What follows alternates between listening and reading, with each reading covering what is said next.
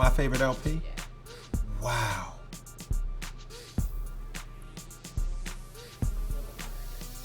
Yeah, I don't have a favorite album. I guess the process of recording Mama Said Knock You Out was a lot of fun, but I couldn't say that that's my favorite album. Well, I did it in Marley's house, and me and Marley Marl just hanging out, and people just like, running in the glass sliding doors and needing cabs to the hospital, and it was a lot of fun doing that album. Yeah, it was. You know how the glass sliding doors, they like might be invisible, like somebody, you just get the bird, the Alfred Hitchcock moment, when you realize, take me to the hospital. You know what I'm saying? Like, yeah, it was fun. Believe me, if you knew why. Yeah. I don't have a film role that I'm most proud of, not yet. Nah, I had a good time. Done some fun stuff. I'm really enjoying my TV show. I think NCIS Los Angeles has been probably overall the coolest experience that I've had as an actor, because I've gotten a chance to hone my craft over and over again and kind of work on this character week in and week out, and it's done very well, and so that would probably be the thing that at this point would be, I think most significant. The stunts are crazy. I mean, like I always tell people, if I need to get kicked in the head by a horse, I'll let the stuntman do it. But other than that, I try to, make it as real as I can for people, so they know I'm vested in it. It's nothing worse than you watching a show or a movie, and, I'm running, hairy chest, no hairy chest, hairy chest, no hairy chest, afro, bald head, it's ridiculous, Which song do they mention? That's funny. I guess it's there's a bunch of them, there's a whole crew of Going Back to Cali people, and then there's a whole crew of I Need Love people, and there's a crew of Around the Way Girl people, and then there's a crew of all my battle records, and To the Break of Dawn, and so it's hard to say. It's according to what circles I'm traveling in. I guess when I'm out in the public with all different types of people, it's probably Going Back to Cali and Mama Said Knock You Out and those songs, but when I'm in the community, it's a little different. It's according to where I'm at. The reality is, when I was growing up, it was only two choices. It was either, something foul or join the military.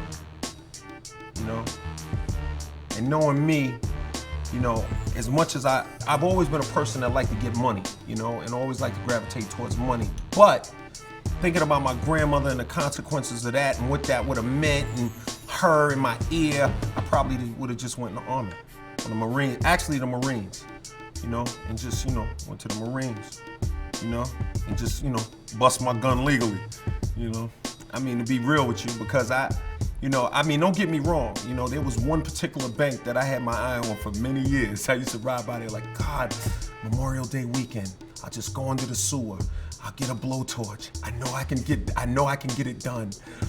I'll bring 3 people with me. I'll make sure that they're really skilled in that area. I thought it out. I was like, I know, but then I thought about, I saw myself, we're caught.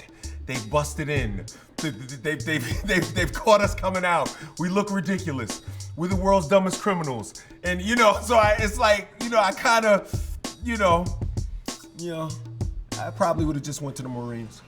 Rapper that reminds me of myself. Most of the time when you say that, most people think of a rap artist that, does the romantic songs. But then when you think about the rest of my music, that's not the only litmus test, I guess that would be the word. Not really. I'm not gonna even sit here and lie. I think I'm pretty original. I think that, every time you hear a rapper doing a female-based record with one of those little singing choruses, you know who laid that down and made that possible and made that cool. So, pretty much,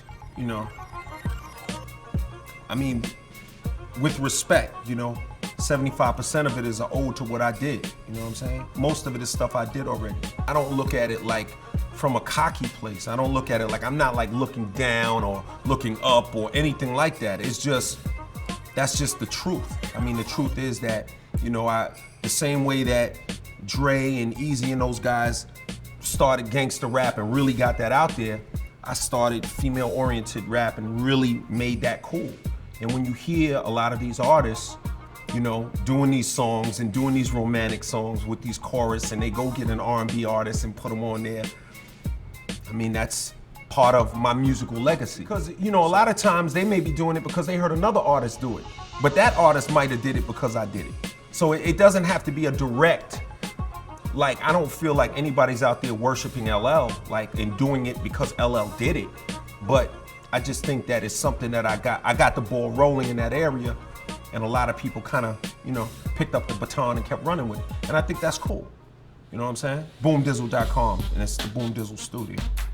And I think people will be excited about that when it comes out. One thing I think that'll be cool that I'm about to introduce to the world is creating an online studio.